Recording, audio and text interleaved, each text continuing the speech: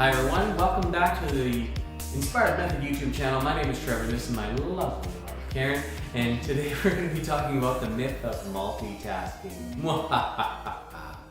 So Gary Keller, the author of The One Thing, he says that we know that multitasking can even be fatal when lives are at stake. In fact, we fully expect pilots and surgeons to focus on their jobs to the exclusion of everything else.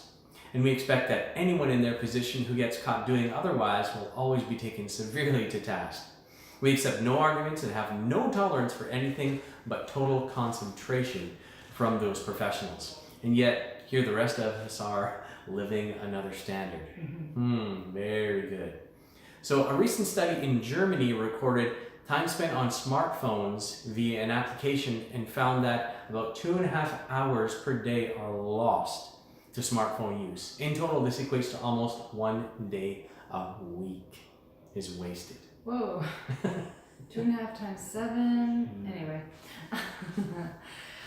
Well, we've all heard of those people who claim that they're amazing multitaskers. I just kind of laugh when I hear it. And they get so much done. I do not claim to be a multitasker. I know that it's a myth. I finally realized that. When really they are just doing a number of things badly. I actually want to give a good example of this.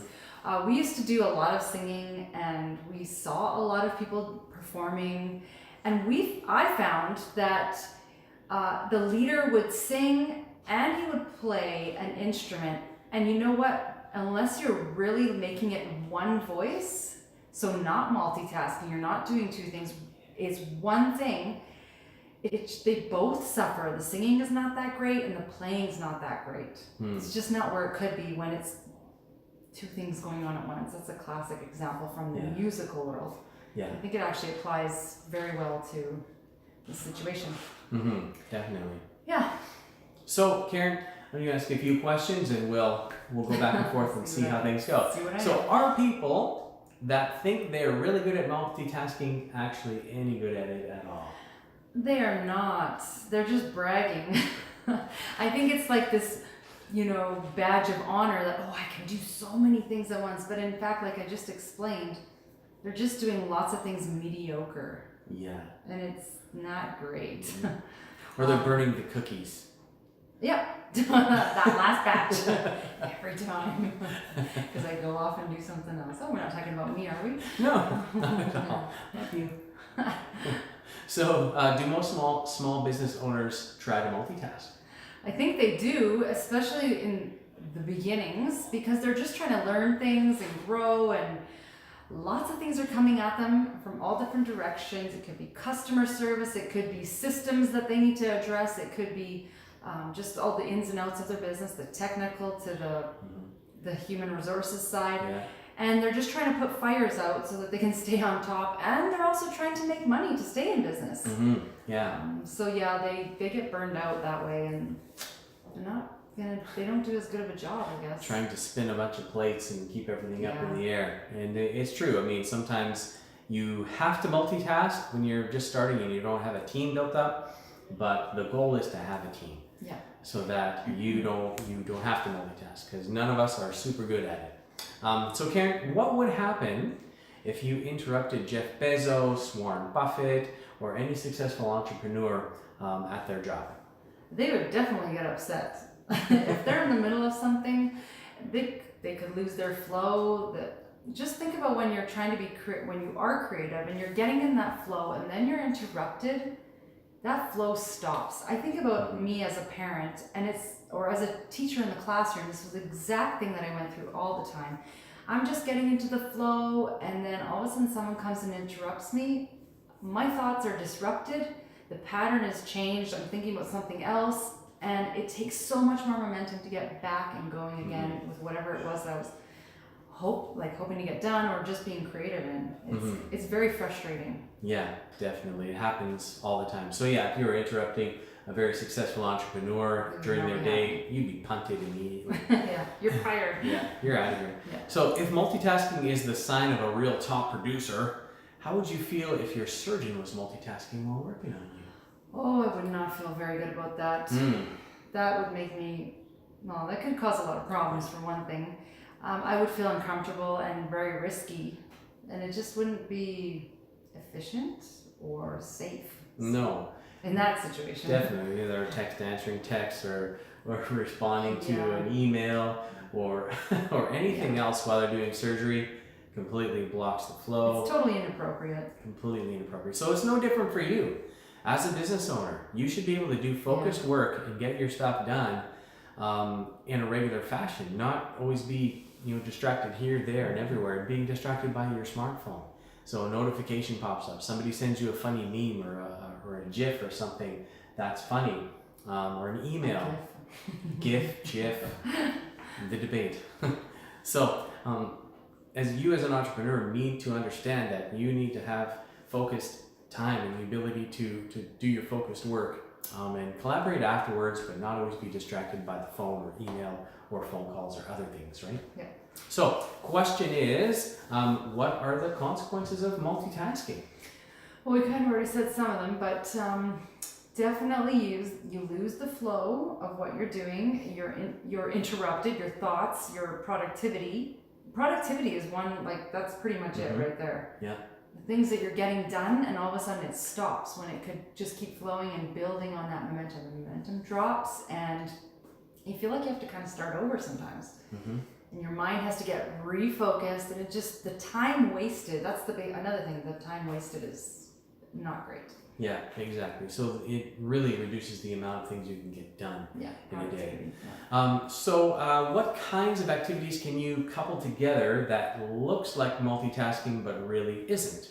I like this one because there are times when you can do two things at once, but usually it's because one is using your brain power and the other is just kind of almost like a white noise or a background noise, kind of keeping you motivated. So maybe you're going for a run, you could have music on, you could have a podcast going.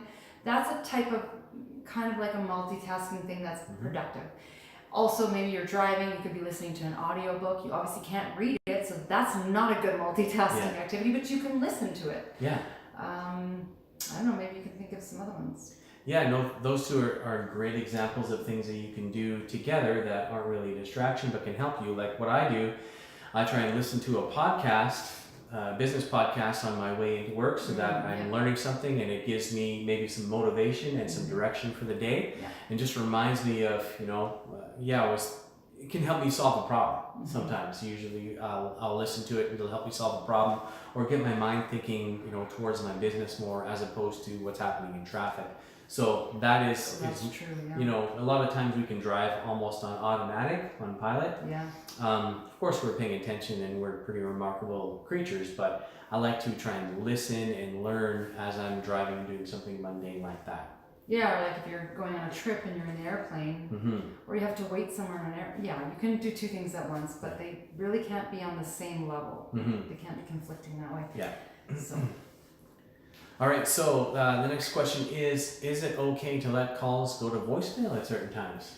Oh, I totally believe that it is okay, because sometimes you're not ready to talk to whoever it is that's calling you, and you know what?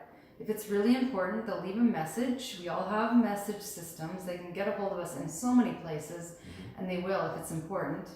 I think it's okay, especially if it's people that you're in contact with a lot. You can just let it go to voicemail. That could be also text messages and Messenger as well. You don't need to always be answering those things right away. And it can be very demotivating and get you off task when you jump to every beck and call. It has to work for you. It has to respect your boundaries and time. So it's okay to do it. Exactly. So what is the correlation between interruptions and happiness? Oh, that's a big one. If you're interrupted too much, it's definitely going to lead to unhappiness and unsatisfying feelings because you just can't get as much done or you don't feel like you're accomplishing what you want to, and it kind of lets yourself down more than anything. Than if you would just stay focused, get some stuff done, and maybe even when you're feeding your soul. Like you could be doing something for yourself, and when you're being interrupted all the time, it doesn't feel good. It feels, it just leaves that negative feeling, and you end up resenting people. Like it could be your kids. Like you have to put some boundaries, and of course it could be in the workspace. your relationships there, it just doesn't lead to happiness. It leads to frustration and resenting. Resentfulness. Definitely. Yeah. So last question is, what can you do to minimize interruptions? Well, one thing we do here at the office that's actually effective, it might sound rigid and strict, but it's actually very effective. And our mornings are spent in solitary kind of time and space, and like there's not a lot of noise going on, and it's just till lunch so that people are working on their own. And when they have questions for someone else, they just write them down and batch them for later, so that when it's time to collaborate, which is in the afternoons, that's when you do all that collaboration. And it just leads to higher productivity and less wasted time, and I think more just happier employees. Even though it might sound like it might not lead to that, I think overall it just affects the whole atmosphere. So it helps to have that focused work time in the morning, And the boundaries. no interruptions, so that you can get your stuff done, and then in the afternoon you can work together with other people and collaborate and do all the other things that are necessary. So thanks so much for joining us today. Of course, we would love if you would subscribe to our channel, as well as give us a thumbs up, and leave some comments down below so that we can know how we're doing, and if you have any questions, we'd be glad to address those. So